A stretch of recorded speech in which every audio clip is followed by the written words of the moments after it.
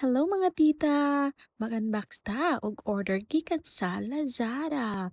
Atong Wednesday pa ni siya naabot. Pero wala na mo na-open kay dito gi-deliver sa school. Way ganda ay ni ang among order. Kay para kay Adam, sakyan kung mag-travel me. Hopefully, maka-travel pohon kung naay budget. Pero this time, wala pa may budget. Tinhilang sa namo gamiton. Pagkaabri gani sa box, excited kaayo si Ate Dazi ug si Adam. Kay, wala sila na-expect nga wagon di ay. Dali-dali, sakay dayon silang duha. Pero naay problema kay ang wheels di ay ani nga wagon kuba. So amo pa ning ipaayo. But even though pwede gihapon siya magamit bisan og guba ang wheels, kailangan lang siya og lock. I-test drive di ay daw ni Adam ug ni Ate kung okay ba gyud siya.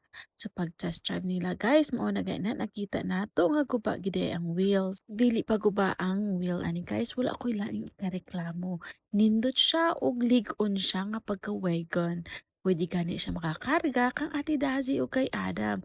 Take note, si Adam is 12 kilos and Ate Dazi is 16 kilos. Ade ay ni duha ka color, dark blue o kaning nga red. Kaning red akong gipili kay para layo pa lang makita na. As you can see, naana po tayo mga bata na napalipay. Dream come true for Adam and Ate Dazi. Pagkawas kanila sa gate, si Adam gusto po daw siya magpaharuhay. Muhigda po siya. 10 out of 10 daw siguro ang rate ni Adam ani nga product.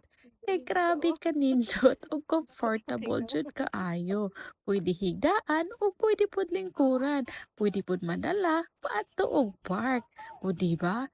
All over na ni bisag asa na pud ni nga wagon maabot. Daghang salamat sa pagtan-aw sa mong video. Bye-bye!